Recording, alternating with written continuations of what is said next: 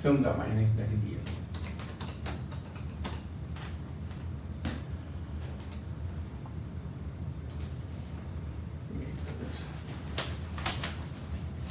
Hold on. Oh, yeah, not there yet. Okay, there.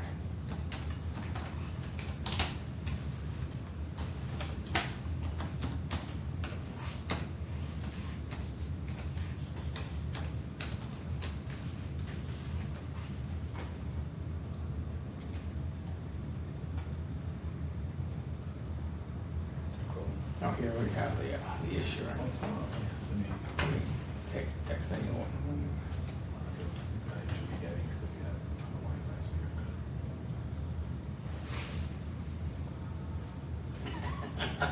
We had this issue last time. Remember, I had to walk around and No, you were on the Wi-Fi before, so. yeah, all that should be not coming in. Ahora te paga. También. No, I see.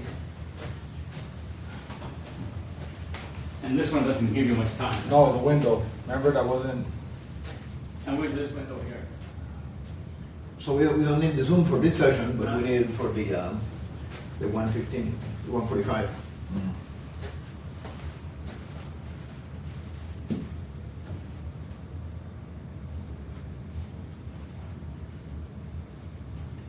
Damn it. I'm not getting anything. The one you got it in the last time was that window. You tried that, it was that window that. That's one great.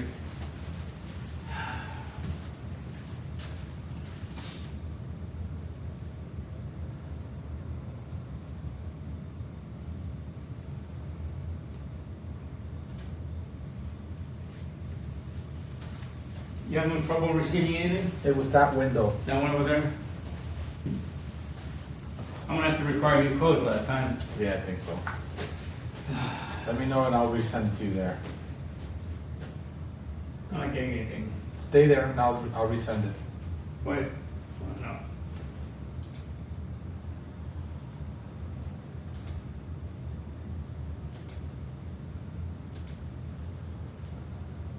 All right, I sent you a new one.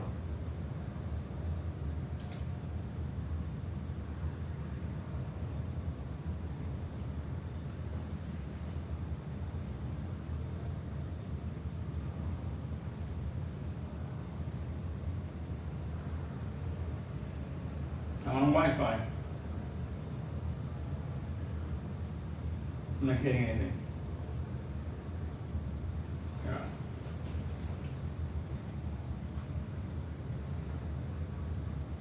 Should I go outside then somehow? Yeah, but you're not gonna be able to tell me. I can call you. Are you gonna have reception? I have reception, I think. They can just call you with the numbers. They'll get them outside. Stand over here for a second again, because Yeah. now I have signal here. I got a lot of signal in my bars here. Thing is, I don't put all, I have put this signal, but why not I get the text?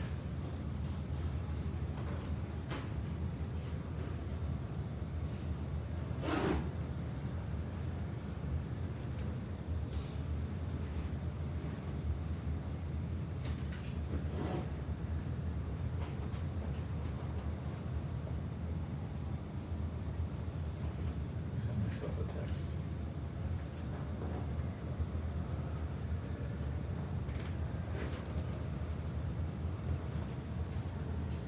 Yeah, I got it. So you have signal. So why am I not getting that? Let me send you another one. Because you do have signal, but I just sent you a text. It's not going to your email, right, by any chance? You shouldn't. I've never logged in with my email, so I don't even know it. Oye, hola.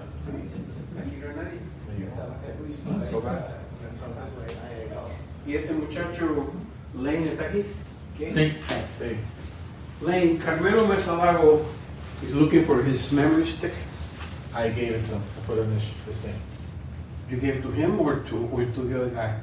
Whoever, the two presenters that I gave, the older guy, I put it in his Maybe jacket. that's what it's in his pocket. Wait, Domínguez acaba de querer And entrar. Dominguez, I just gave it to him. Yeah, okay, he entered now? No, I'm saying, Okay, I got a signal. Let me take care of Carmelo. It is special.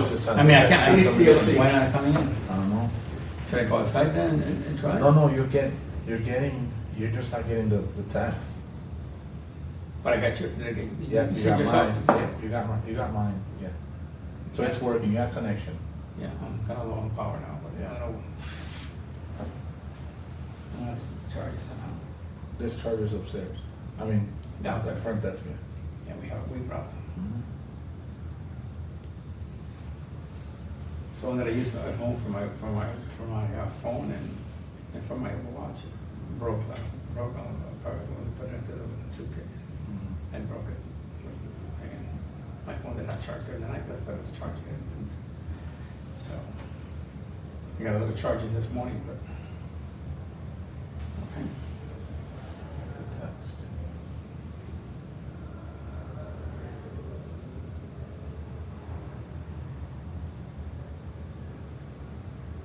There we go. Now we got it. See if it worked, the last one, check it.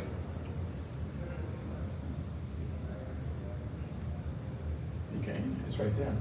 I know where it is. I just No, we wouldn't know. you had a preview right there, hold on. We wouldn't know. It was on the preview.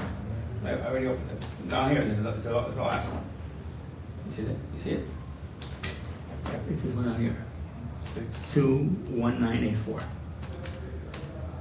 Let's see if it'll still. Okay, that's expired. Okay. Let me send you the Let's see what it'll.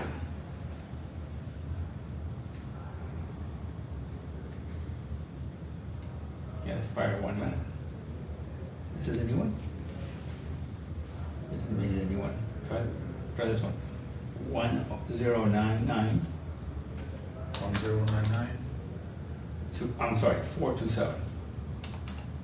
Yeah, try that. Let's see. Make it to remember me for.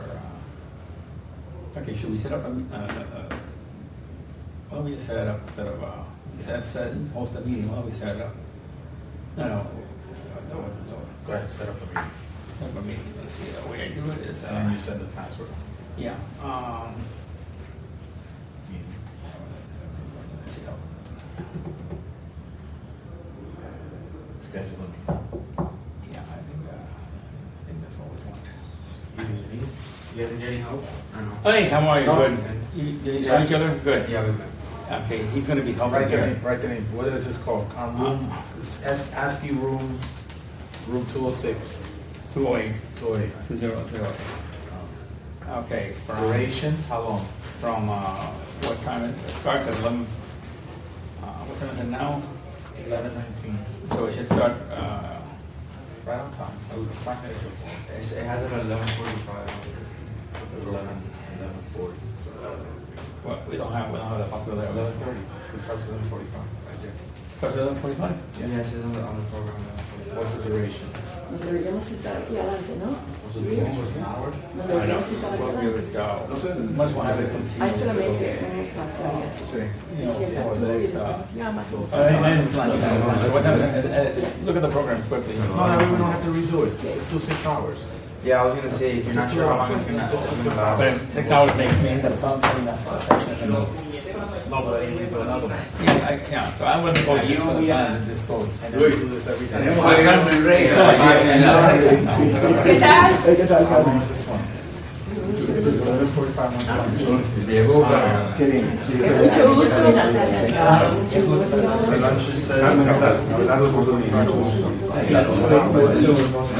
Sí, muy linda. Muy linda.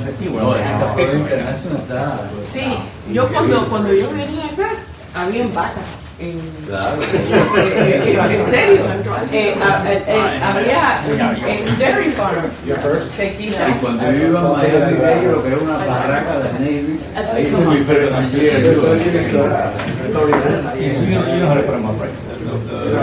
Yeah, the Zoom, yeah. Yeah, so 11, we'll Acá say 2 hours. Right? era 2 todo hours would be enough. Yeah. un campo. With the, Era un campo. Myland Dairy Road, que estaba lleno de vacas. Y ahora, bueno. muy bien.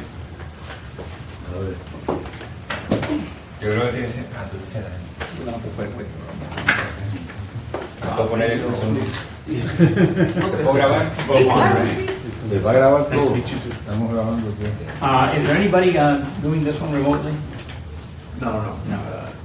It's the next one, the one at 1:45, we need the Zoom. I wrote the stuff. You don't know anything that is not Me necessary. encanta esta. Yeah, No, hace años. Yeah. Si tú no me hubieras dado un sí, yo hubiese dado algo, pero nada como... Es que I had this problem. Tengo que hacer todo esto.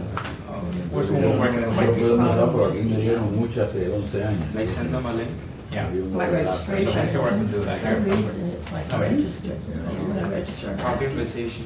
Yeah. Entonces tú estás viviendo un poco, porque él me preguntaba que no, que él explicando That's if I want to send it. Yeah, but I think it is, Vincent primero. That way you have Estoy like hablando ya hace años y años y años. Estaba en entonces, lo primero, un par de años en Boston fue community. Él hacía community, pero vivimos en la casa en Boston. whichever you Y después pasó Parece que tenemos 15 minutos. a Standish, era un fixed income shop que lo adquirió.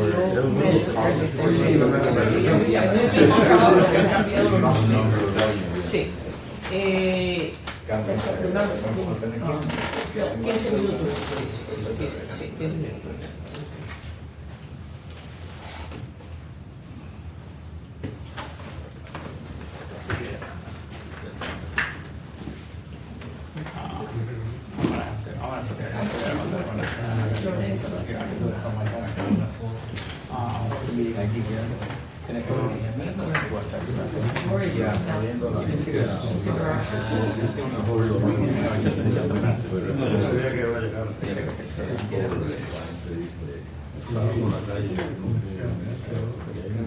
the main idea alone. Yeah, exactly. Okay, so when you... That's it, right?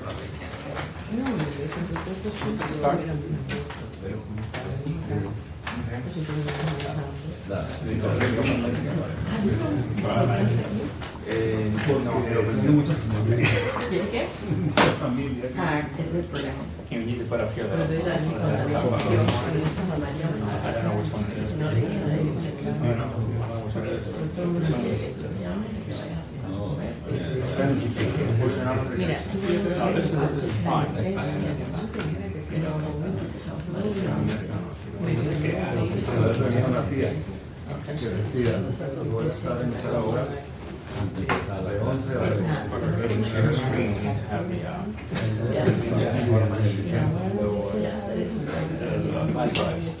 Okay, so we, No, just again, I know we're a little bit behind, but we had the issues with the signal here, that's all.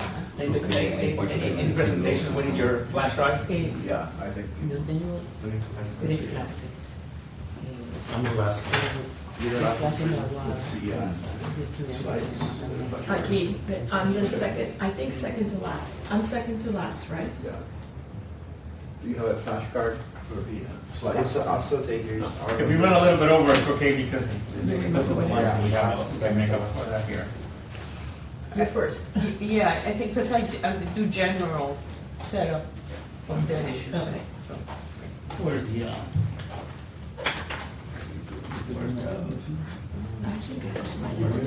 here, you got it on here, that's right. Which one goes first? This one goes before this one goes first.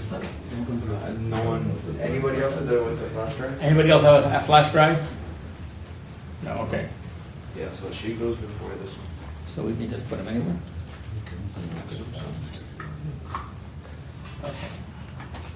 Yeah. So how do you want to do Yeah, that? double click it. Open folder. Que lo hacen en medio, aquí está. La más sería venir conmigo. Todavía aprendiendo. Save to the desktop. Eso es un buen hábito. Ay, creo de la próxima sesión. And then just desktop. Ponía unas expresiones de la clase. Oh, actually, Just to be sure, because sometimes when it says SPC, ¿Me entiendes? it gets lost and it might show up on the desktop, so I just click right there. Una reflexión. Just to make sure. Que digo que iba a pasar. Es que como caminaba el curso con Guillermo Cable. Guillermo Cable nadie hablaba. Porque Minimize the. Cable nos dio a nosotros, a mí, mi primera energía, él, personal, de una casa que nunca la que era The Micro Foundation, Yeah, sure, okay. Stagger Prices. La dio de We already loaded it up to PowerPoint. No, how much will we actually need, as long as we have it on Pero the... mientras Yeah, el tipo as empezaba a long as hablar, it's saved todo el mundo se in callaba. Decía, coño, este tipo nunca habla. We already Puta, saved todo el mundo callado. En serio. Sí, sí, no se le podía preguntar nada. Le preguntaba que él, nosotros teníamos un chiste que Guillermo, que aquí se acababa el aula, y Carlos timed para que cuando llegaba la última cosa ya therefore QED, pum, bajaba la tiza, salía del aula. It says intermediate. No falla. Entonces cuando llegamos a tu sección era cuando human being. Aquí podemos tener más relajado. Puedo ver si entiendo. I don't know. I don't get it. Y el descubrimiento de Carmen fue en el from somebody's laptop. vending machine. Porque Carmen Rain habla perfecto. De repente estamos comprando algo y me habla en cubano. Que habla en cubano. Eso es cubano, porque cada uno tiene su acento, ¿no? Este es lindo y buenísimo. Y ahí. Mira, yo me di cuenta que Carmen fuimos a la Colombia. Porque también a... Pero en Colombia enseguida los colombianos de patentes hacer varios pesos con la gente en Colombia, pero no estábamos contentos con Carmen. Sí, porque te acuerdas que era toda la cuestión si bajar la inflación en la costa. There you go. Okay. La gente del Banco Central. Yeah, you talk from here, and you hit next, put these two buttons. You're good. Okay? You're good. I'll take care of that. Well, he's not gonna get that's not your talk, that's the... No. Okay, so that's... He doesn't need a PowerPoint? No. Okay, so that can just stay there like that. Yeah. Okay. That way she's ready. Yeah. Okay. This is yours. This is hers, right? Yeah, so you're gonna give me... This is gonna stay there while he talks. When you're ready to go, just hit next, and you hit 50. Yeah, quite a bit of time, so you might wanna give a little more. Yeah, I have a. Oh, well, tell me what good is, I'm gonna roll it. Go ahead, go to lunch. 15. Yeah, 50 times. Okay, I'll find my number. Yeah, to transfer you. If we just upload it to Because it's not Google, USB drive. download it. No, it's not. Yeah, I don't want to open up. The connector is not the one that we don't have to use. Wait a minute, come here, Stefan? Yeah. He says that one turns and has both ways. That it has. Yeah. No, Yeah, but this is a C drive. We're trying to transfer it to USB. It's not USB, it's not. Yeah.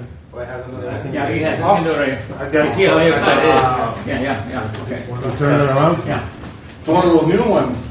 There you go. Came prepared. Okay. All eventually. You're set.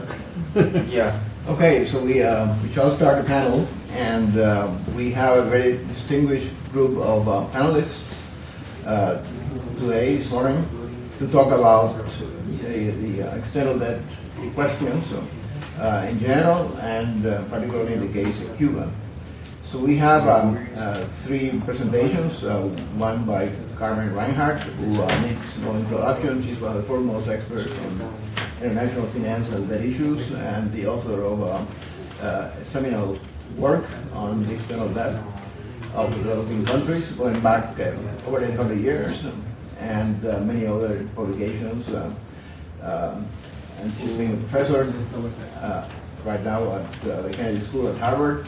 I was a professor at the University of Maryland, was at the IMF for many years in the research department, and has a long research trajectory.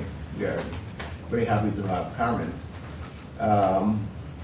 Natalia Delgado will present a paper on the recent legal case in London. Natalia was born in Cuba. She graduated from Oberlin College and the University of Michigan Law School. For over 25 years, she was engaged in the private practice of corporate law in Chicago. In 2011, she retired as General Counsel of Huron Consulting Group. And she currently is the Director of the Cuba Capacity Building Project at Columbia Law School. We also have Abelardo Kurdumi, who is Maulin and came to the U.S. as a Pedro Pan. He's a graduate of Georgetown University School of Foreign Service and holds a master's degree in international management. He worked for 45 years in international banking, where he dealt with the debt of emerging markets. In 2006, he co-founded Fifth Street Advisors, a wealth management firm in Southport, Connecticut. And as a discussant, we have Lorenzo Perez, a founding member of ASCE, who spent a long career at the IMF, doing many challenging tasks in Brazil and the Middle East, if I remember. And he's a pleasure to have us, and will be. Okay, thank you very much. And I think our first speaker is Natalia. I mean, Carmen. Yes.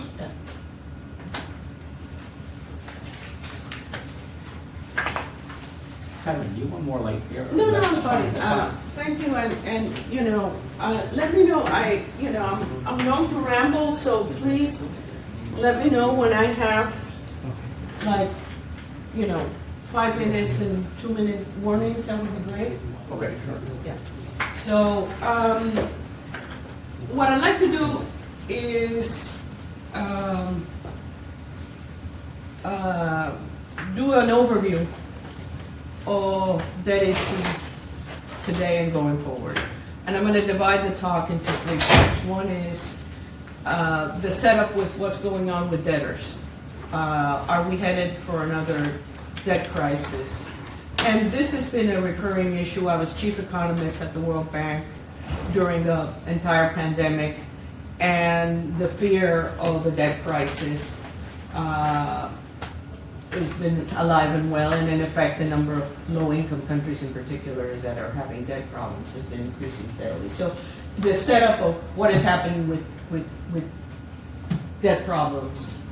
The second part will be on creditors, because the creditor landscape has changed dramatically. We all think of, well, I don't know, I mean, most of you are younger than me, not all of you, but the landscape of creditors has changed dramatically. In the 1980s, it was commercial U.S. banks and Paris Club creditors. Now, China, and I've been writing a lot about this. I've done a series of papers with Christoph Trebisch and Sebastian Horn on China as the biggest official creditor in many middle and low income countries, but especially low income, but not exclusively. And last but not least, I will talk about the international financial architecture. Where are we? The group of 20 introduced the common framework to deal with debt sustainability problems and debt restructuring. And I'm going to talk a little bit about what is going on there. So that's my roadmap. So let me get started. I'm happy to send you, if interested. I've written on a lot of these issues, and the first one is, the first question is, are we in for another debt crisis? And the answer is, if you look at low-income countries, the question is redundant. We're already there.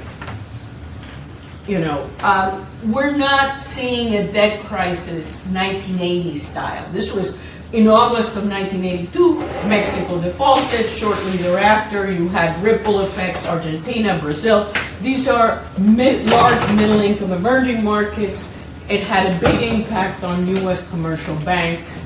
And so the publicity, the focus, and the potentially systemic consequences were very different. But in effect, right now, if you look at there are 74 countries that the World Bank classifies as middle to low income that were eligible for the debt service suspension initiative during COVID, in which payments were suspended over a period of almost 2 years, not quite. And more than 60% of those countries are already in debt distress or high risk of debt distress. So those are mostly low income, but not exclusively, right? Sri Lanka has had a debt crisis. They're technically not low income. Venezuela has been in a debt crisis forever. Of course, we're going to hear from Cuba that's even been in a debt crisis for longer. By debt crisis, meaning you're in default. That one form or another, one fragment at least of your debt is in default. And the most recent entrant to the default list is Cameroon, which recently missed some payments. So the takeaway is, are we in for another debt crisis? My sense is the large emerging markets are not poised at this stage. There's tougher times because interest rates are rising, so debt servicing will be rising. There are tough times because periods of high interest rates tend to mean lower capital inflows to emerging markets, but that's not a debt crisis. When I say big middle income countries, I still put a question mark on Turkey. Turkey, has been, having every imaginable crisis other than a debt crisis. They've had an inflation crisis. They've had a currency crash. It is masked by the domestic policies, but they're having banking problems. So I leave a question next to Turkey, but the big takeaway is emerging markets, large emerging markets, are not where they were in the 1980s, but low-income countries are a different story. And the list of low-income countries that are either in debt distress or at high risk of debt distress has been growing steadily. And in effect, when I talk about the last part of my remarks, you will see, of course, that all the countries that have applied for the common framework for debt restructuring under the common framework are low-income countries, but I'll come to that later. So what about the creditors? So the debtors, as I said, one has to do a dividing line between middle income and low income. In the middle income category or middle to low income category, another country, two countries that I like to put big question marks next to are Pakistan and Egypt. So, among the higher income is Turkey, among the middle to low is Egypt and Turkey. In Latin America, Ecuador remains very vulnerable,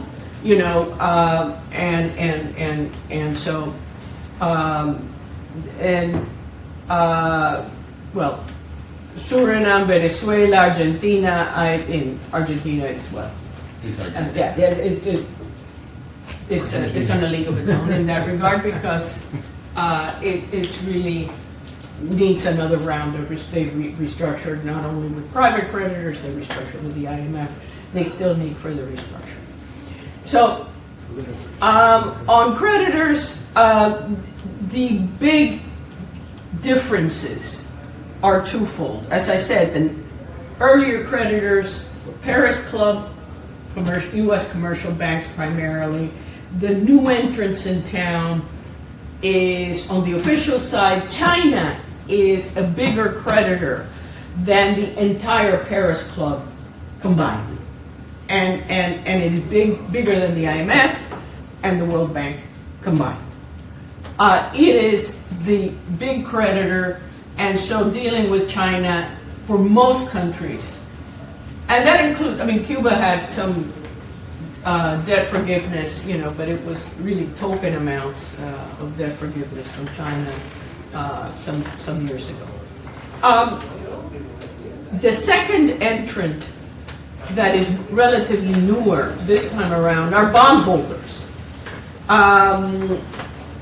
Bondholders, during the height of very low interest rates forever. Emerging markets looked really good, and there was the typical euphoria. This time was different.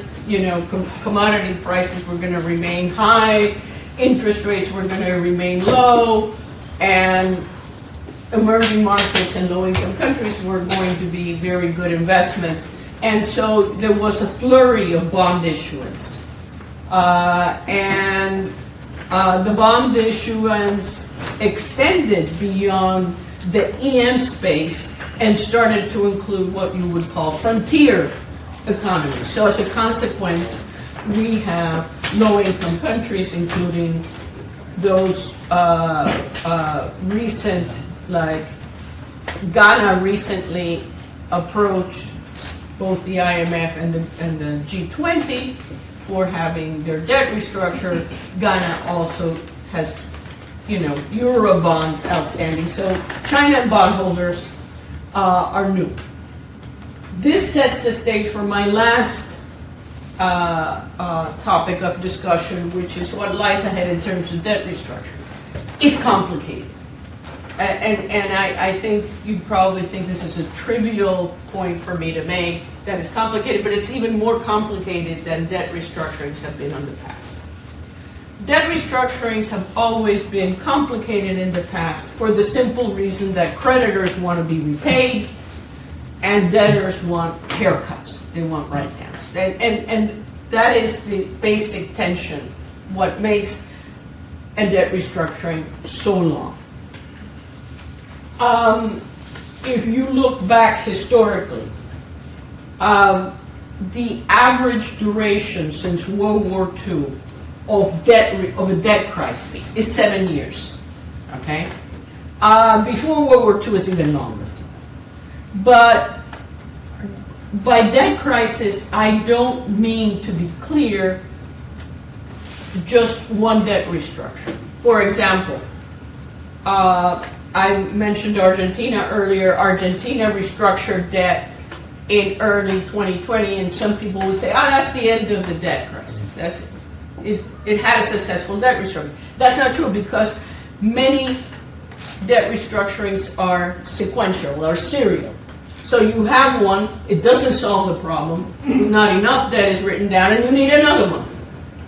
And this was also true of Ecuador, right? I mean, Ecuador restructured at the same time as Argentina has already had subsequent restructurings with China.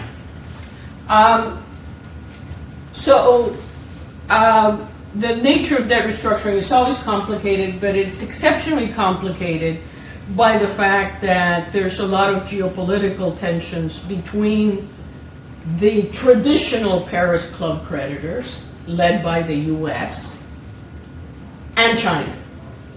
And, to get a successful debt restructuring, you need to have some modicum of inter-creditor equity, some basic trust among creditors, at least some basic agreement. And this is proving very difficult. A lot of China's debts are collateralized. And they're not collateralized by the traditional, I'm going to go and seize the port, I'm going to go and seize the airport. That sort of gets the news, but the most common form of collateral are escrow accounts in Chinese banks. But they're collateralized. This also creates a problem of seniority. And bondholders, unlike commercial banks of the 1980s, are many. The commercial banks were a handful, and it was easier for the U.S. government to exert pressure on them. So the creditor landscape makes coming to agreement very difficult, and the proof in this in the pudding. The common framework was introduced almost 2 years ago. There have been no debt restructurings to date. So I will conclude, with not an uplifting, but a rather grim assessment that for many of the low-income countries that and middle low-income countries that are in debt distress, it is indeed has elements of a replay of the 1980s in that achieving significant debt reduction, meaning haircuts. And China is very averse to deep haircuts. The typical, and I've written extensively about this, the typical restructuring, I'm about to conclude, the typical restructuring China style does not involve principal debt write-offs. It does not involve lowering of interest rates. Sometimes it involves lengthening maturities. Usually it involves some grace period. But grace periods only work if the problem is temporary, not if the problem is really debt sustainability. So I think we are going to see an increasing share as international interest rates continue to rise, as China cuts back its lending to many developing countries, especially low-income countries. It's actually increasing the lending to some of the middle-income countries, so it's reprofiling its borrowers. We are going to see a long period of unresolved debt crises. And I wrote a piece, and I'll conclude here, called The Reversal Problem. And the reversal problem is about the progress that was made in development and in development indicators through about 2015 that we have seen starting to reverse, even before COVID, as commodity prices crashed, as then came COVID, then came the Russia-Ukraine war with rising food prices, and now a rise in interest rates. I think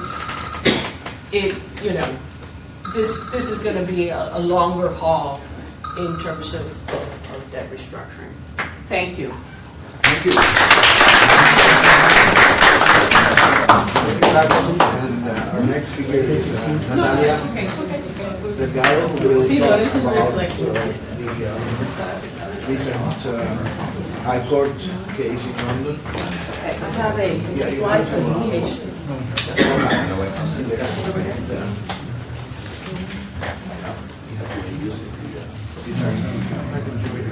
That I can see.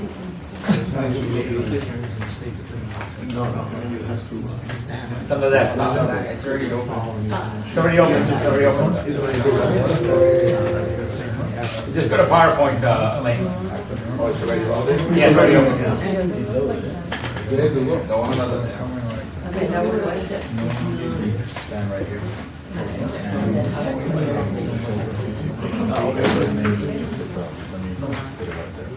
You can probably move the screens a little bit so that they're not in the way so much.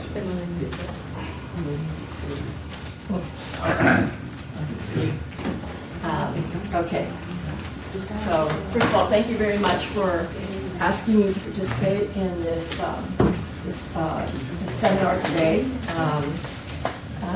I've already been introduced, so I think maybe I can just get right to the point. I'm going to talk today about the case in the UK court regarding Cuban debt. Okay. Let me give you a little background before we get into the nitty-gritty of the case. Cuba has borrowed very heavily since the 1960s. They've borrowed from Russia, Spain, Japan, France, among other countries. And they've renegotiated some of the debt, but there's still a lot of debt outstanding. I don't know exactly how much, but in 2018, Luis estimated, is here, that the sovereign debt was approximately US $15 billion. Cuba hasn't repaid almost all of its debt, and the loans that it took out over periods of years were assigned by commercial banks to others. So it's been very typical that the bank who made the loan will assign it to another bank, and Cuba consents to these assignments in most cases. By the way, the facts that I'm describing here are the facts are based on the description in the court, in the UK court. I mean, they describe all of these procedures that I'm laying out as facts, just so you know what my source of information is. So Cuba keeps track of the debts, and they reconcile regularly with the commercial holders. Now, before, the secondary market for sovereign debt was traded among banks and was used by corporations to invest in the country. So, for example, they would purchase the debt at a discount. They negotiate the purchase of the debt at a discount, and then they would swap the debt for the local currency and use that to make an investment in the debtor country. However, in recent years, we've had a development of investor funds that are buying up some of the debt. And they're doing it to maximize a payoff from the debtor. They're not looking to make an investment in the country. It's just a pure speculative play. And these funds are often referred to as vulture funds because they're trying to get the maximum amount back. They're not looking to get even the face value of the debt. I'll go more into that in a minute. Now, CRF is the fund that purchased the approximately $77 million of debt that's at issue in the case I'm going to describe. They're established in 2009 in the Cayman Islands for the purpose of purchasing the defaulted debt. They're a registered mutual fund. All I know is this is the fund number. If you write to the Cayman Islands registry, you might answer more questions like who's on their board, but I don't think that you can find out who the investors are in this fund. At least I haven't been able to. They reported, according to the judge in England, they reported to their investors that they were looking to get a much higher return on these bonds than their face value, up to 1,000% is what they promised their investors that they would look for. They also said that they would only be purchasing Cuban debt that was government guaranteed. So they purchased the debt in tranches as it became available. So let's say a loan defaults, you pass it on. This bank wants to buy this amount. This other bank wants to buy this amount. This bank sells. And in 2008, there was a lot of commercial banks were looking to get these debts off their balance sheets, and that's when some of these investor funds came in and started trying to buy up the debt that they previously had not looked at as an investment. So they used the Industrial and Commercial Bank of China's UK subsidiary, it's called ICBC Standard, in the UK to make the purchases, but the bank never disclosed that it was not the principal. So it's an important fact. So the bank, so let me tell you a little bit about Bank Nacional de Cuba. And this is a very complicated case. I think I've never heard of anything like this. The bank was originally established in 1948, and it had authority to issue government guaranteed debt. All the debt that it issued was guaranteed automatically by the state. That's the logo of the bank, which still exists. In 1976, BNC ceased to be an organ of the state but remained as a central bank.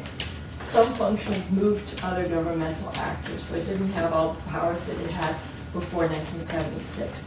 And then in 1997, the Central Bank of Cuba was created with powers previously held by Banco Nacional de Cuba.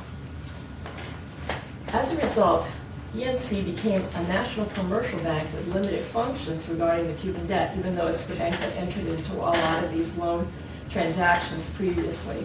It's no longer the central bank.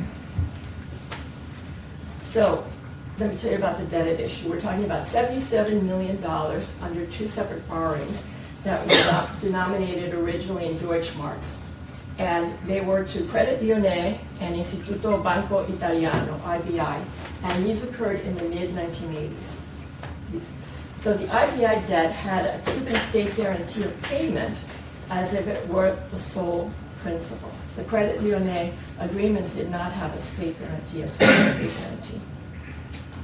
Both original loan agreements were signed with BNC's consent, and all the agreements provided that they were signable with consent but the consent would not be unreasonably withheld. And both agreements, loan agreements, were governed under English law. So we're talking about $77 million of loan amounts that came under these two agreements, okay? Which have different rights. Right now we know one's guaranteed, the other one's not. So then what happens? The loan agreements were signed several times to financial institutions. The Cuban state guarantee of the IBA loan was never signed, and nobody knows what happened there. It seems like an incredible mistake on the part of somebody at either IBI or the subsequent assigner, but by the time CRF buys it, there's no guarantee attached to the debt. There's no guarantee agreement, you know. They said they were signing all the assets, but they never had the separate guarantee was never part of the package. And it seems like a mistake that occurred. Now, BNC, CRF tried to get the Banco Nacional de Cuba to approve the transfers to it, okay? And the bank, the Chinese bank subsidiary formed in England, because it's subject to English law, said, look, we purchased this as principals. And in order to transfer it to your account, we purchased it for you, but we never disclosed that you were the purchaser, so we need to get consent of BNC to make the transfer. So they tried twice, in 2014 and then in 2015. In 2015, BNC requested indemnity for violating the conditions of the assignment, and CRF didn't want to give that. The court opinion never describes why. An indemnity, usually if you owe somebody money, the person that you owe money to doesn't ask, that you can't, it will not give you an indemnity. I mean, you basically owe them money, so it's like very unusual. But one thing I can think of is one of the conditions is that there could be no reassignment to a U.S. bank. Perhaps that's what they wanted indemnity for, but that's never clarified in the opinion. So the assignment was finally approved by BNC after much correspondence, and there was actually a personal visit by an agent of CRF to Havana. And then the assignment gets approved in the paperwork. There's one signatory as opposed to two, and then all these other procedures that are usual in connection with these assignments take place. So here's the litigation. So shortly after the assignment occurs like about 2 weeks later. CRF sends a demand letter and says, we want to be paid in full. And Cuba says, wait a minute, we're not prepared to pay you. And then CRF begins the proceedings in the court in the UK. And whereas the court is important to point out, is a court of first instance, what we call first instance, which is basically the equivalent of a trial court, even though it says the UK High Court. It's really a special court for commercial claims. And it's the first level court. Okay? So the court considers, the first question the court has to consider is, does it have a right to hear the case? Does it have jurisdiction over the matter? So what happens is that CRF says, well, the notes are held in a bank in the UK, and the assigned agreements were governed by UK law. But then Cuba and both BNC and the state say there was no proper assignment, so UK law is not applicable. If UK law is not applicable, we did not waive sovereignty with respect to you. And moreover, CRF bribed one of our bank officials. And as you can see, we've previously refused consent to an assignment to you in 2014 and 2015. That's evidence that we were never going to agree to an assignment to what we call a vulture fund. So the judge concluded that there was a proper assignment to CRF because based on the correspondence between the parties, and they said the allegations of bribery were really a problem for Cuba to deal with. But as far as you look at the paperwork, it's not apparent at the assignment that there's any bribery. It just seems like it's proper. So based on the concept of apparent authority under the law, they said, the assignment was proper, and the signatories had the right to sign those documents, and BNC has the authority to approve the assignment, have the authority, although they were no longer the central bank. They couldn't enter into any new loan agreements, but they could agree to the consent of the prior agreements that it had entered into. So then, but then the judge says, but wait a minute, that can't be imputed to the state of Cuba. You can only go after BNC. The state of Cuba did not, they said they had no jurisdiction over the state of Cuba. And the reason is, first of all, the guarantee is somewhere. We don't know where, but it was never properly assigned to CRF. It's either at IBI or at subsequent bank that held these loans.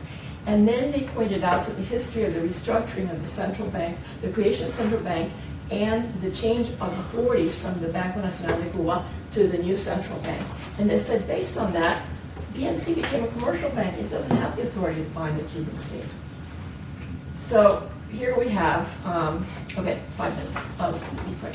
So what comes next? Well, BNC first was asked to appeal the decision. In England, apparently, the first court can say yes or no. The court said, no, you can't appeal it, but that doesn't mean they can't. They still can go to the Court of Appeals, but they have to show there was a significant legal error by the High Court, and then they have to get an extension period, etc. CRF could go to trial. So far, the analysis of the court has been to establish jurisdiction. That doesn't mean that they've considered all the merits in detail. So once they establish jurisdiction, and American courts do this too, they say, you've alleged enough facts for us to consider this case. But if they go to trial, Cuba can still retry all of these issues. They can bring up the bribery, they can, the allegations of bribery, they can bring up defenses, etc. So this is not over yet. It's going to be a long haul to have this determined in the court. So, and BNC would again present its arguments in defense. There would be new evidence that could be presented at the trial.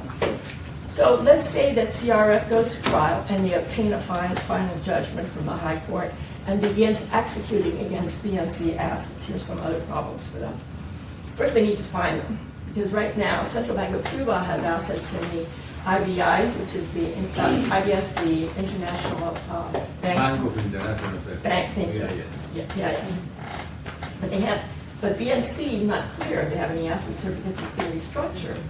So then the second thing is the central bank assets at the Bank for International Settlement in Switzerland. The questions would be, if those were in Switzerland, and are those the assets of BNC or are the assets of the central bank?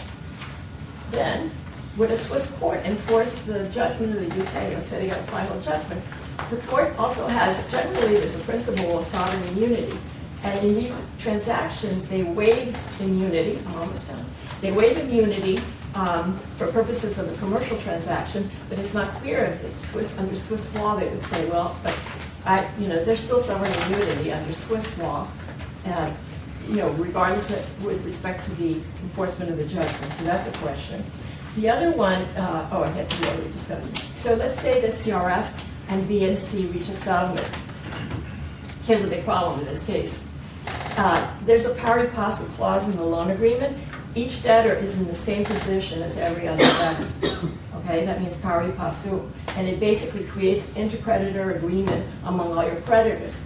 But does that mean that you're in the same position with respect to payment? Can you pay one without not paying all?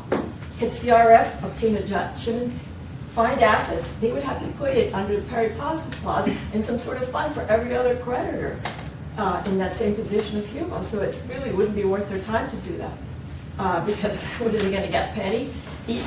There's so much debt out there. And so the U.S. court said that pari passu meant pari passu as to payment, and which is, I think, it's been a very criticized decision. It was a wrong decision, in my view. And it came up in the case of Argentina. They negotiated most of the debt on 50 cents on the dollar. And then the vulture fund at the end said, oh, you need our consent because there's a pari passu clause and we want billions. And they got away with it because Argentina needed to restructure the debt. So I think that was a wrongly decided decision, but it was a U.S. decision. And the UK court could reach a different decision. And it cuts both ways. If the UK follows the U.S. courts, it can be used as a shield by Cuba not to pay any debt until it could pay all its debt. And if, on the other hand, it gives a small number of debt holders the power to hold up sovereign debt restructuring. Do we want that? Okay. Do we want to prevent a small number of creditors for executing on its debt obligations because the sovereign can't settle all of its debt obligations? It makes no sense. And basically, the court bought the argument that if you owe money to A, B, and C, you got to pay A, B, and C. You can't like pay A and then negotiate later with B and C. So it's a double-edged sword. That's my presentation.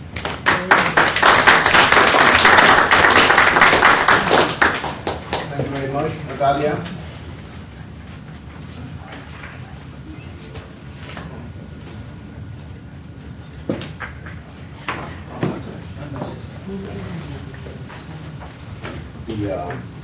So our next speaker is Alejandro, who will speak about the using of that as a currency. He'll put the PowerPoint up. You have your, It's already up It's there. already up there. It's already there.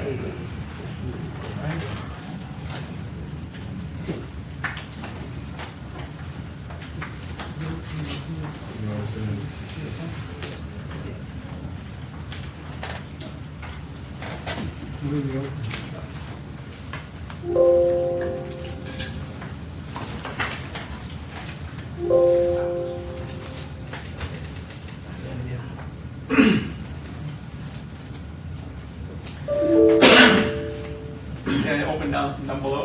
It's already open. Huh? It's already open, Lane. All right, cool.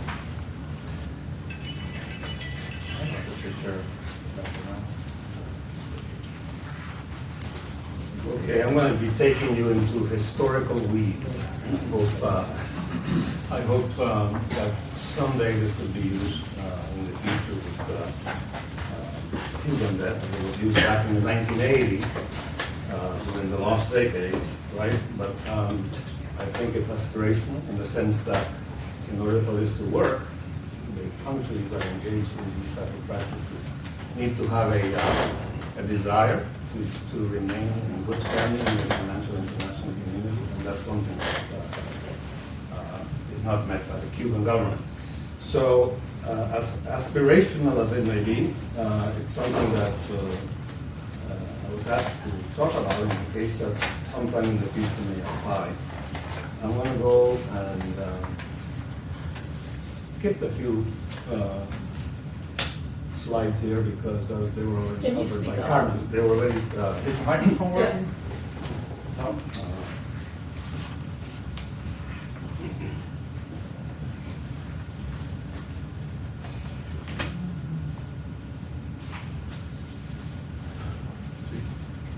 Hello?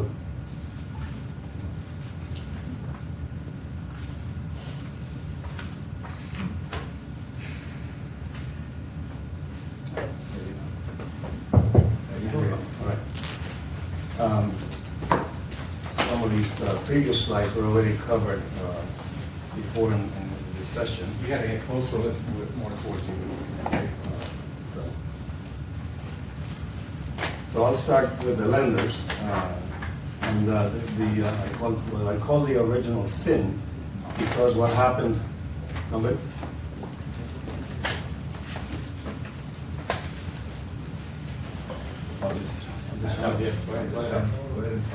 All right.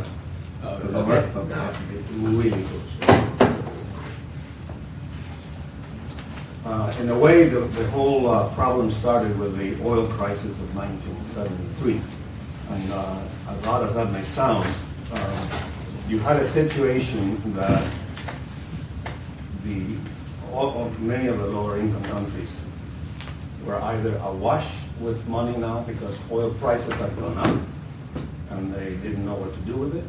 And then the other countries were in the other side of the scale, in need of foreign exchange. So the countries that were awash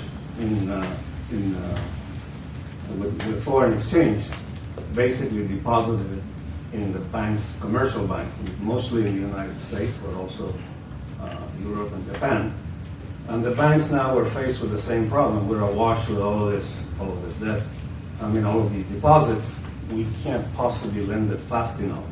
And sort of by default, they became the redistributor of all of this money by taking the deposits from the Saudi Arabias of the world, the Venezuelas of the world, and lending it to the Argentinas of the world, etc. And that was basically the beginning. Now, there's an old adage in banking that if you borrow $100,000 from the bank and you cannot repay it, you have a problem, right? But if you borrow $100 million from the bank and you can't repay it, the bank has a problem. And now this goes on, right?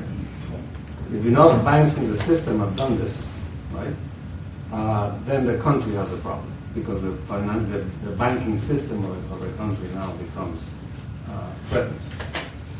So this is what most of the U.S. government was finding at the time, that the banks were basically now in a straight arm. And Mexico comes in 1982, I have the wrong date on the slide, empties its pockets and says, we can't pay. It precipitated a domino effect of defaults from most of the Latin American countries. And that it was the beginning of that debt crisis. If you think of what was going on, the banks could not write off, the big banks could not write off the debt.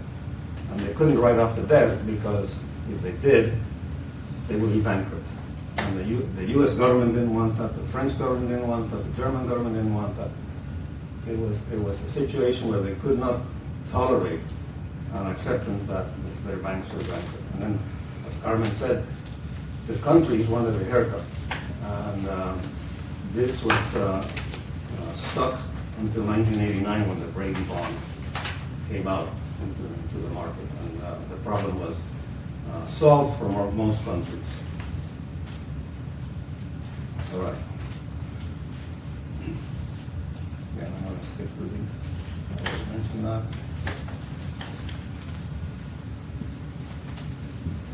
So what happened at that point is that only the smaller banks were actually able to write off the debt because it was a small percentage of their capital.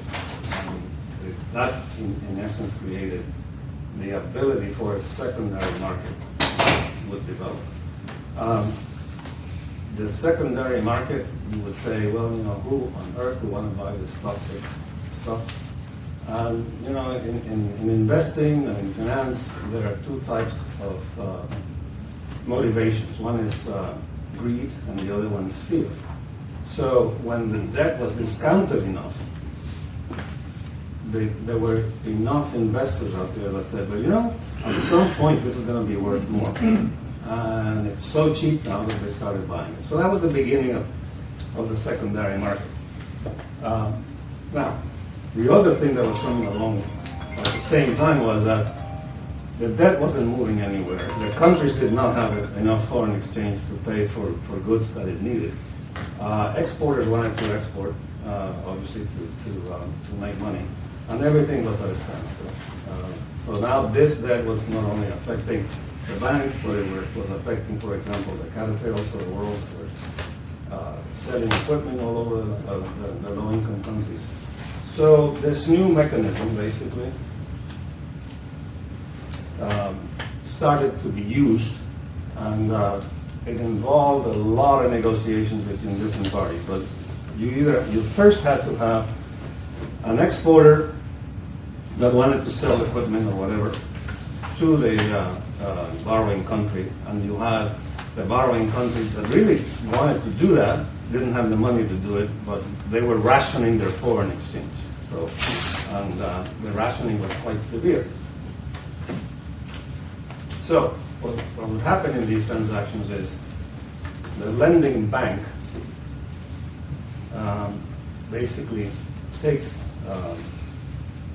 sells to the lending bank sell, and I say this theoretically because now the lending bank is a part of the secondary market. It sells to an intermediary bank face value of, let's say, $1,250,000. And they pay $200,000 for this debt. So far, so good. Then the intermediary bank sells the external debt to the exporter. Okay? or $250,000. So the intermediary bank, right off the bat, is scheduled to make $50,000 from this transaction, which, again, I said, very complicated to pull off. The exporter then agrees to sell the $1,250,000 face value debt to the importer for $250,000. Right? And now we go to the importer now becomes the lender of record. They are a domestic entity, so that this starts to cease to become foreign debt. It becomes more domestic debt, but it is done in exchange for the debtor country to be able to sell U.S. dollars from their limited FX resources to the importer, so that the importer can then pay $1,250,000. Well, the importer then pays $1 million in the official exchange rate, but gets $1,250,000 at a discount price because of all of the debt being involved, and gets a license to buy the $1,250,000, and it pays the exporter, and at that point the transaction is concluded. So what has happened here is the exporter is able to make the sale of $1 million. The importer is able to purchase the needed equipment. The debtor country has now reduced its foreign debt by $1,250,000 at a net cost of $250,000. And the intermediary bank, as I mentioned before, that arranged it, made a $50,000 profit on the transaction. So it was happening, and if you imagine a time period when the viscosity of this debt was really very thick, and nothing was moving, and it was one of the few things that at the very margin was used to be able to get some transactions, commercial transactions done. It was a variation. I'm going to go through this one quickly. I never saw one of these transactions being made, although there was many attempts to do that, to do the same thing with non-profit organization. And in this case, it's the non-profit outside the debtor country sets up a subsidiary in the debtor country, and the transaction goes along the same way, except a little bit easier. The intermediary bank sells to the non-profit the $1 million of external debt for $225,000. The non-profit forgives the $1 million debt in exchange for their entity in the borrowing country receiving in local currency an amount that could then be used to do non-profit projects. This never really got done, primarily because it was just too inflationary. Printing all of that money in the local currency, it couldn't be done for that reason. So, as I said in the beginning, the requirements here are you have to find a bank that's willing to sell it at a discount. That was not really a problem. The negotiation of terms between the only parties. You have to find a commercial interest. You have to find someone who wanted to sell outside the debtor country. You have to find someone who wanted to buy inside the debtor country. And you have to find a debtor country, like I said before, that is interested in reducing the debt, even though at the margin, because they, at the very end, wanted to be in a situation where they were in good standing in the financial markets. So that was basically the situation. The transactions that were being done, very, very, very difficult to pull off. But that's one of the things that kind of take my mind back to those days. And I used to find that an extremely difficult environment, which, Natalia had mentioned, has now become tremendously more difficult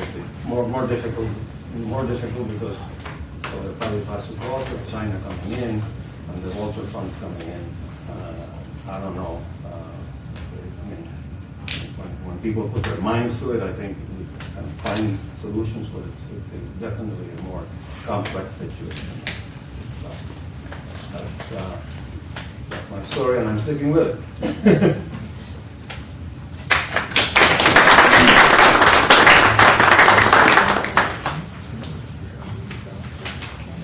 Now we have our discussant, Lorenzo Perez, who will make some comments.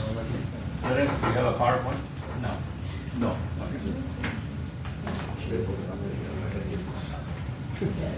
Well, I'm going to comment on the three presentations, are very good presentations. I think that Carmen began giving us an overview of the general situation in the world economy today. And certainly, yes, we are in a crisis. You know, Sub-Saharan Africa is in a crisis. I'm sure pretty soon other countries are going to be joining from the developing world. So what can the international community do is really the very big challenge. And I think that we cannot underestimate the rise of China. You see, the developed countries led by the French in 1956, they created this Paris Club. You know, it's a place where the industrialized countries will meet with the debtor countries to do a debt rescheduling. I happened to participate in a number of those exercises on Ecuador, on Panama, and later on Iraq. And there were difficult negotiations, but at least there was a pattern, a set of precedents, which now has been interrupted abruptly by the rise of China. I think we cannot underestimate, as Carmen made, that China is a different ballplay. It's a major lender, and they don't like haircuts. And many of these countries need a haircut to become viable. So it's really an issue that is out there, and then on top of that, then you have the bondholders. One thing that we need to recognize, however, that hasn't been mentioned, that reschedulings are effective. Is behind those reschedulings you have an economic program that's going to remedy the problems that created the debt problem. And in now talking a little bit about Cuba, Cuba has never had an economic program we have been discussing for many years in ASCE that is viable. Cuba attended, they reached a Paris Club in 1986. I remember going to the Paris Club for the debt renegotiation on Ecuador around that time, and there was an interest of Cuba already to get some debt renegotiations. The problem was that Cuba was not a member of the IMF or the World Bank, so they didn't have the backing of the multilateral institution, and they were not really capable of presenting an economic program. But eventually, some of the Paris Club members reached an agreement with Cuba in 1986, I think it was. But shortly after that, there was a meeting in La Habana, and Fidel Castro declared that the external debt could not be paid, that was unjust, and nobody could pay the external debt, so that disappeared from the assembly. In 2001, they tried again, the Paris Club, but Cuba was not very responsive. Eventually, there was another agreement in 2011 between the Paris Club and Cuba.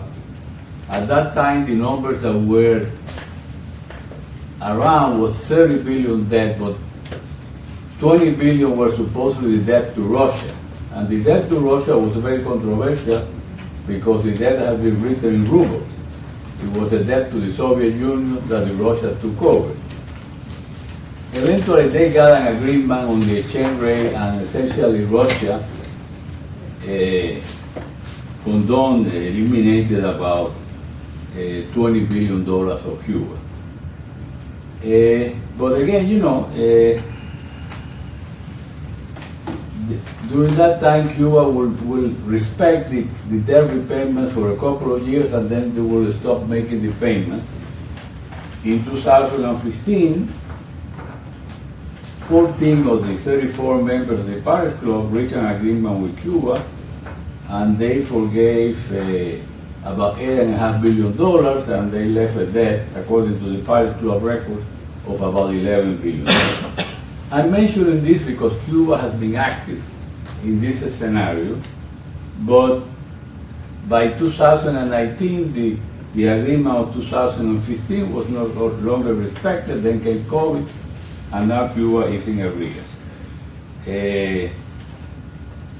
Now Cuba is facing the situation that we have been discussing this morning, this very difficult economic situation, and they essentially close all the doors of external credits. They cannot, they continue to be not a member of the IMF, not a member of the World Bank, and it should be mentioned that although the U.S. will oppose Cuba membership in this organization, Cuba in principle can apply, and the U.S. does not have a veto power. So it's really, Cuba has never really tried to enter this community to get the financial and the technical support to apply for a debt reschedule. So that's the situation that Cuba is facing in this milieu, in this situation. The CFR really presents another challenge because it's an active vulture fund. There was a press release that you sent me, Natalia, that they claim that they have over $1,500 billion of Cuban debt. Who knows? I mean, the case that Natalia described is only $77 million. But if CRF gets some success in moving this case along, they will come back with other issues of bonds. So that's a big problem for Cuba, the rise of the bondholders. China doesn't like to give haircuts. China, I think, reached some negotiations where they extended more credits, and they also gave a grant of $100 million, but no haircut. And so the Cuban now is facing no membership in the multilateral. Can they reach an agreement in the common framework, which is really the industrialized world attempt to enlarge the Paris Club and bring China in and commit China to a set of rules? That is not moving very, very well. I think Chad reached an agreement, a couple of African countries. So it's facing this situation, Cuba is facing this very difficult situation. So what are we looking? So I think I like Natalia's paper because it's very detailed, although it's very legalistic, and at some points I get confused with what's really happening here among the lawyers, but this is a big issue. Abelardo talks about possibilities, things to do in the future if you want to be a member of the international financial system. And this is something that perhaps this type of transaction eventually could be tried in Cuba.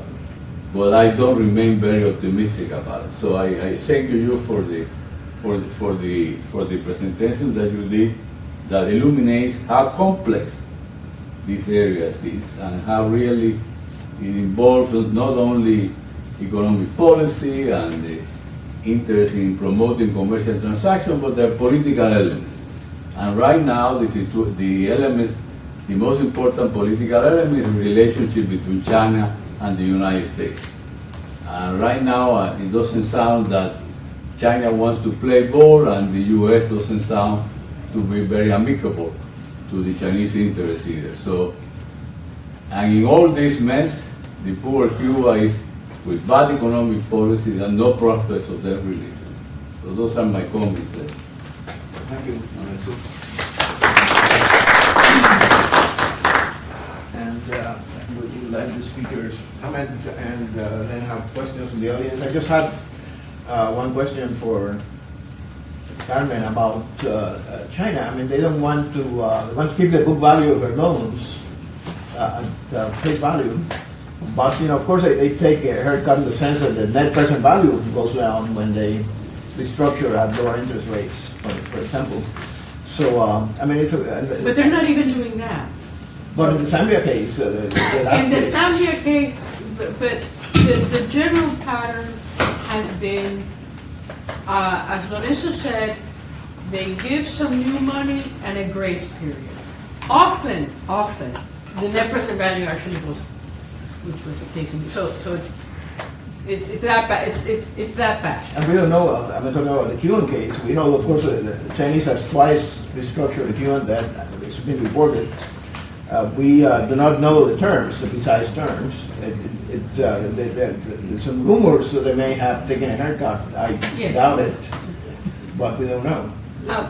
So we have a database that documents all of these. In the case of Cuba, they had a token loan that they wrote off. Okay. But it's really a token amount, not, right. And in the big loans are the China Development Bank loans. And the China Development Bank loans, typically, as I said, it's a combination of grace period, some new money, and the new money, there's a division between low-income countries and middle-income countries. What they're doing is exactly what you said. If you owe me, if you owe the bank a little money, you have a problem. If you owe the bank a lot of money, the bank has a problem. So they've been giving more generous terms in terms of new money to those that they have a lot of exposure to. And New money. new money through the PBOC, the People's Republic Bank of China swap lines. So they're using swap lines like in the old days the banks used bridge loans. Interesting. Yes, I guess we'll take questions. Rafael? I have a question, Carmen. I think what my principal question goes to the fact that the new countries that are now in a crisis are low income, and Cuba is very low income.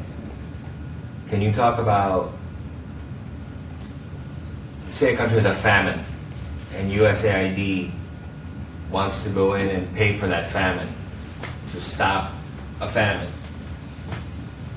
That money will enter the country, it'll enter its central bank as they try to deploy local currency, and that money will then go to pay the PRC, to pay Eurobond holders, or even to ensure the IMF as a non-debt creating flow. So US taxpayer dollars that are grants, that are significant in these very countries that are now having a crisis, like Malawi, like Zambia, are 12% of GDP a year, 7-8% of GDP a year. This is real money. How do we deal with that? That's new. That's never, I don't think we've seen that before. I'll make a comment on that. A way around that is the way USAID operates. As long as the contributions are in kind, and so you send the wheat, you send. But they're not in kind. goods. They're not in kind. Well, that's the way to solve it.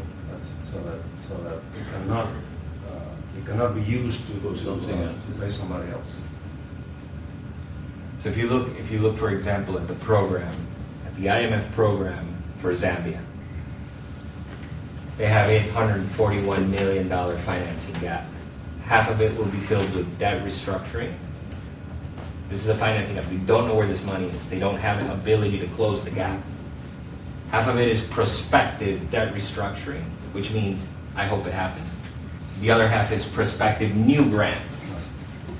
So this is for sure grant funding. It is official development assistance. So when people say that the ODA is an afterthought, it's an afterthought in Argentina. But when you have an economy of 12 billion and it happens to have mining minerals that are of interest to the PRC, you have a real problem. And that's DRC, Zambia, Zimbabwe, Malawi. And you go all up the side of Africa, all the way up to the top, Chad, cut across, everybody. All the minerals are there. So that's my question. Well, the issue that money is fungible, and that any debt forgiveness by other creditors can be used to repay China is a major concern. It was a major concern at the World Bank, also in terms of new lending. And, you know, an example in the Western Hemisphere, not Latin America, but Suriname. Suriname was given an IMF program, and within 2 months, it had paid off the People's Bank of China swap line, which was significant. And that didn't go very well, actually. No. So you know, when I talked about the difficulties of the G, you know, in the as Lorenzo mentioned, the G. This was the effort to bring China into the Paris Club indirectly, but they are facing a first mover problem that is serious, because, you know, the first mover problem is, you know, do bondholders or do the U.S. or do any of the Europeans want to be the first to give debt forgiveness if they think the debts that they forgive will be used to repay other big creditors like China. Now, let me conclude by saying that China is getting a lot of bad publicity on this, and I think they're also suffering, to be fair, from being a first-time creditor. You know, that they think they can get, you know, more principal than they ultimately will. So they haven't gotten to the bite the bullet stage, if you will. I think they do have a learning process, and to be fair, they're not very happy about writing down their own loans internally in their own banking problems, their bad real estate. So they have an aversion to write-offs that also If they do it internationally, then they might get more pressure. Exactly, and they do not like that, you know, the haircut approach, even in their domestic system. Thank you. This question is also for Carmen. I'm really struck by your unresolved debt crisis, new status that we are facing. And I have a follow-up question related to China, and a follow-up question related to the bondholders. It's the same topic. With China, we thought that the main purpose of lending was to support their foreign policy. So at some point, what is your take on their taste of pushing these countries to an unresolved situation that will damage the situation within the countries, up to a point where now it's backfiring? China is the one withholding these countries to move forward and to regain access to credit. And related to the bondholders, if you have a take on how much of the debt crisis is self-inflicted or can be attributed to these external factors that you mentioned, and if that is something that could matter in negotiations with bondholders in court. So, first on the China question, look, there's no question that that behind Chinese lending is a big geopolitical push. However, they also behaved like commercial creditors in the 1980s. You had, in the period after 2000, you had the HIPIC initiative, the Highly Indebted Poorest Country Initiative, that wrote off the debts of the low-income countries. So these countries you had a situation in which you had high commodity prices, low international interest rates, and these countries had a clean balance sheet on external debt. They looked very attractive for making loans.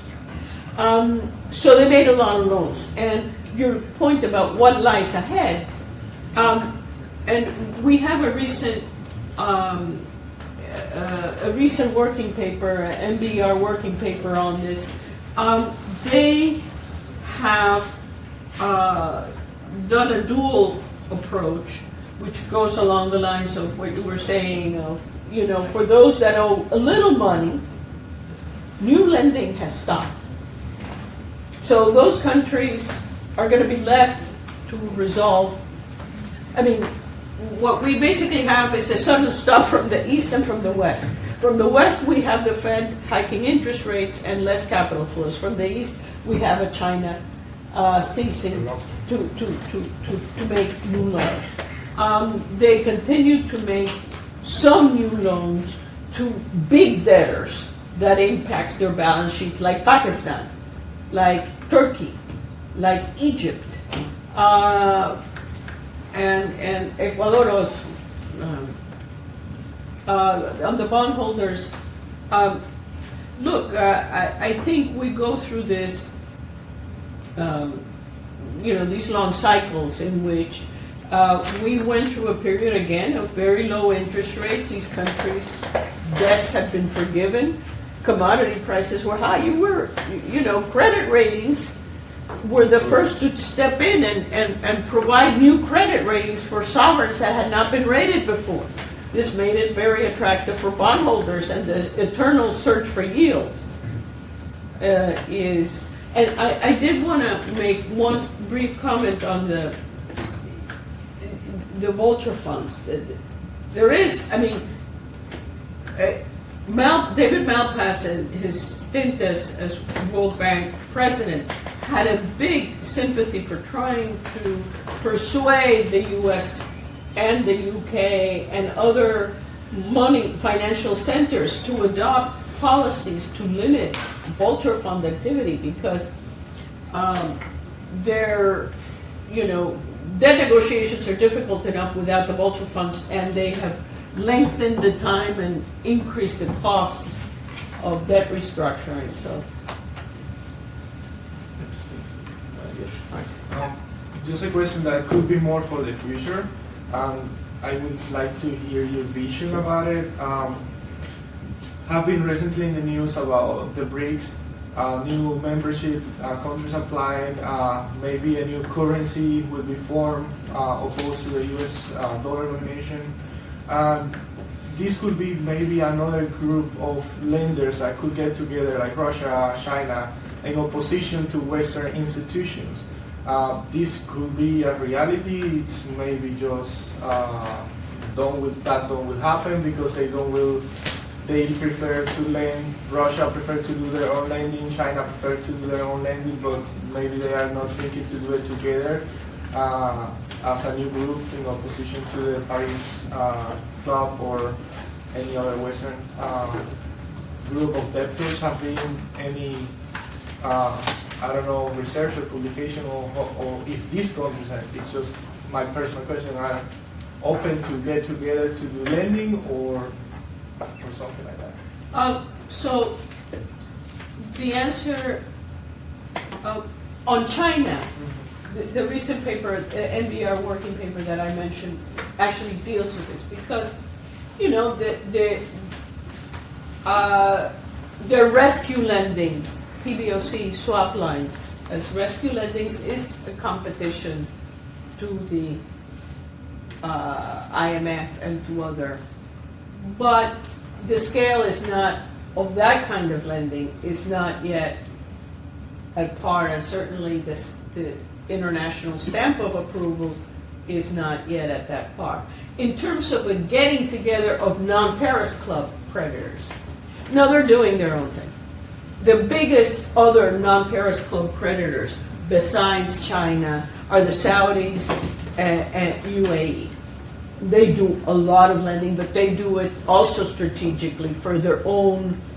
But I think your question gets to the bigger issue of, can you supplant dollar, supplant dollar dominance with something else? And what I always say, and I actually said this at an interview that the People's Republic Bank of China did, an interview a couple of months ago, that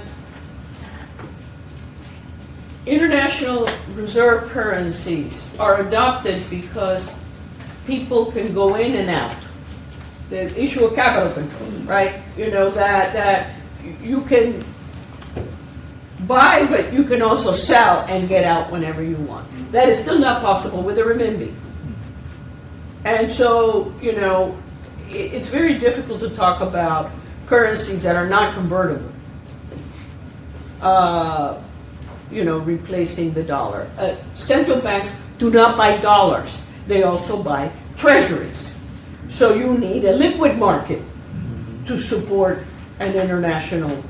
One of the reasons why the euro, for example, hasn't eaten more of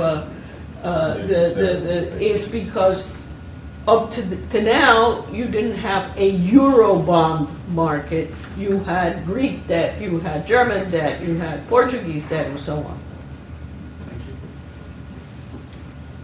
Yes.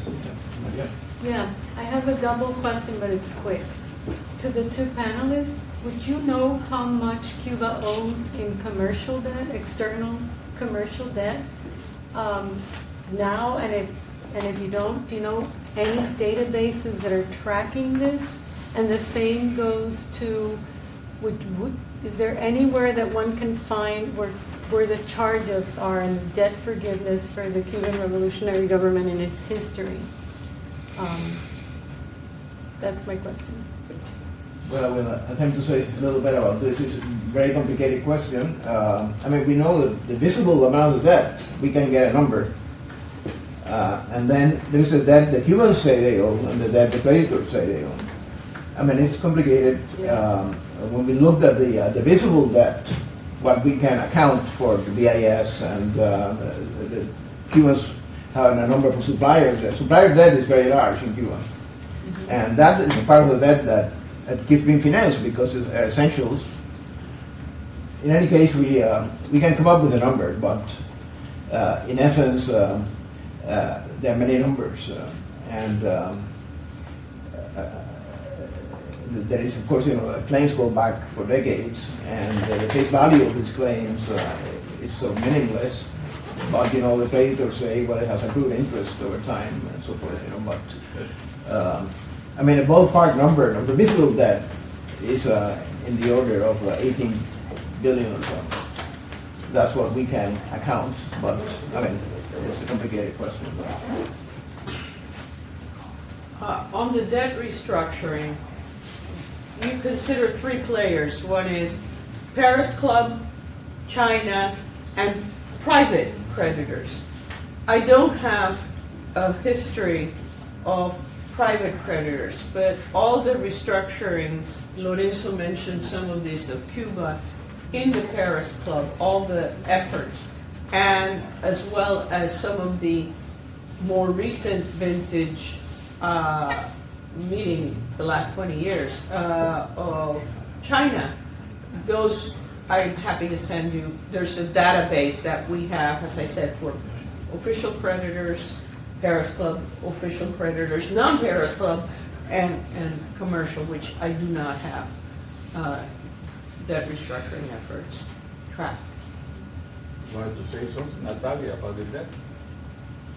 No, I was just going to say that your comment that you didn't know where this was all going on my presentation is basically nowhere. It's not, it's going to take a long time. And it's just not, using the courts, you could spend a lot of time in the courts and you got to get a judgment, you got to enforce the judgment, and then you got to, and I just think it's not, it doesn't seem to be very promising either. Yeah.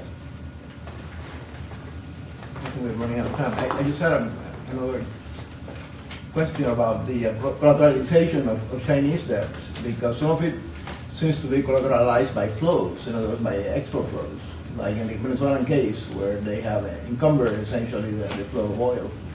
And that has led, according to the numbers, the actual cash receipts from Venezuelan exports really way down, partly because of the Chinese collateralization of all the projects they had. And this is a very important issue, I think. Oh, huge. Yeah.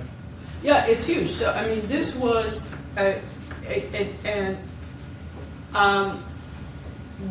you have, the way it's done is through escrow accounts. And there are escrow accounts in mainland China banks. So this creates a problem, well, obviously for the debtors, it creates a problem that, collateral is a way of granting seniority to a particular creditor, and so they, the Venezuela's external debt has gone down because they continue to repay with oil, and they're not getting new money. They're already in the group where China sort of gave up on really giving new money. But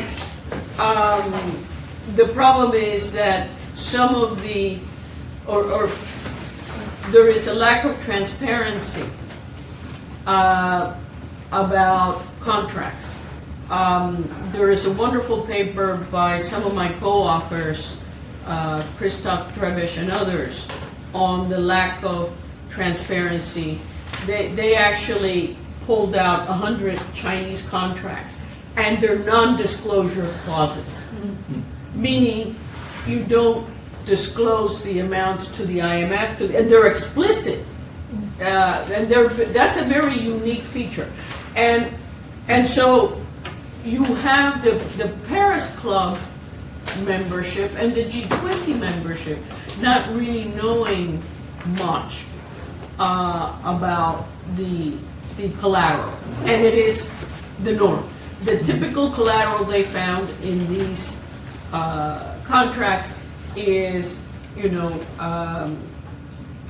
the debtor country deposits can have the right to deposit in the account but cannot withdraw.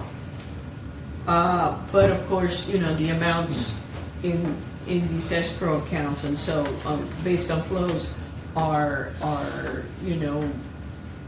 part of what the creditor committees are trying to get at in terms of information and disclosure. Very good. Very interesting. Well, thank you very much, panelists, and I think it's lunchtime.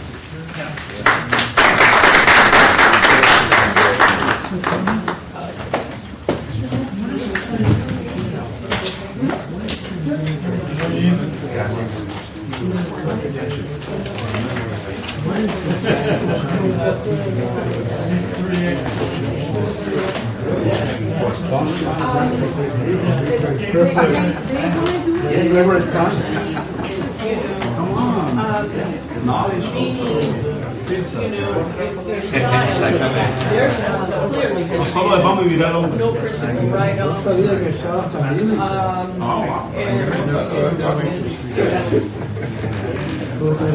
They have pursued their lending on a very bilateral, very secretive basis, and they want to continue.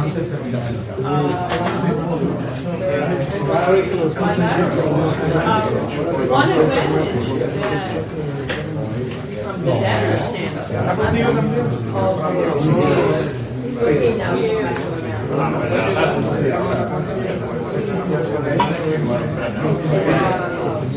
China has now declared that it's a private entity. Now, if you have a private entity, if you default on a private entity, the credit rating should pick it up. Now, if it's not secretive and bilateral, it's off the radar.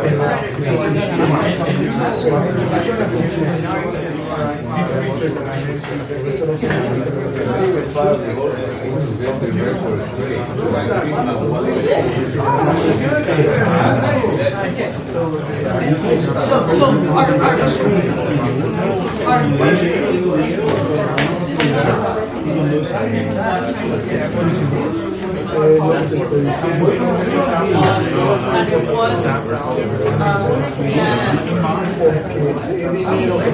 standard database, banks, IS, underestimated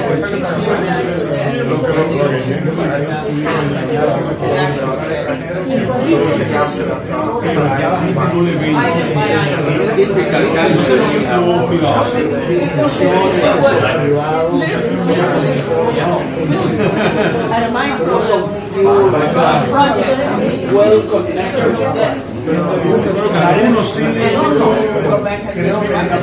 there. they had the biggest upward revision there.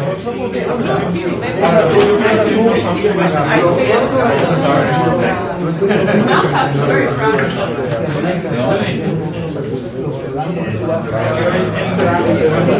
voy a ver su sobrina,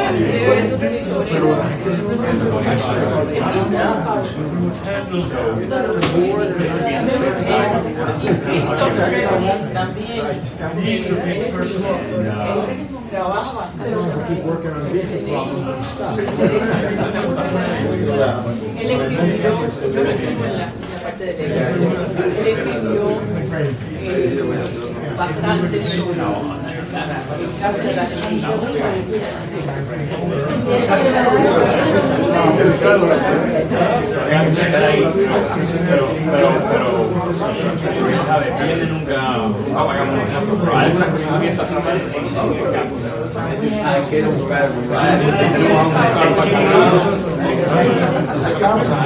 Bueno, creo que se la tomó él.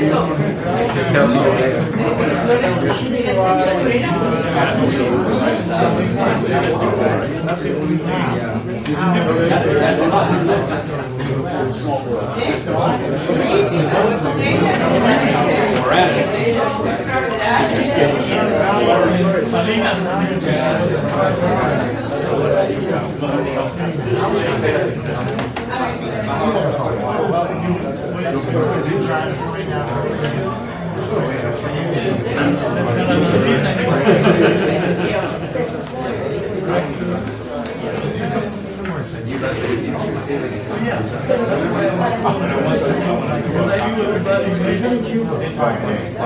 I could call the minister from Moscow, Abu Dhabi,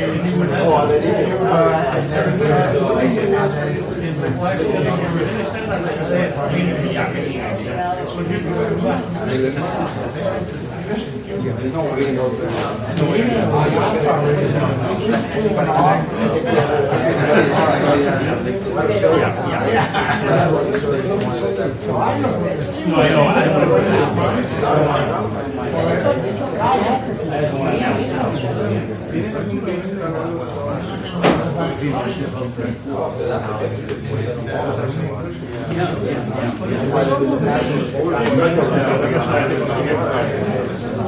That's just my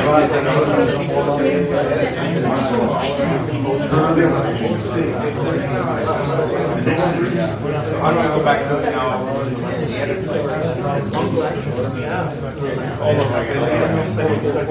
So, it's going to be called ASCE car eventually. Saturday.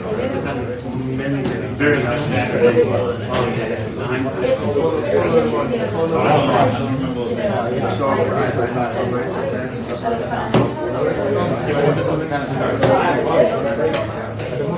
I don't remember the name.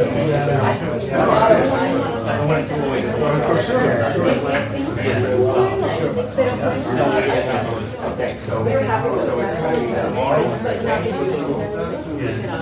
Oh yeah, I Of course,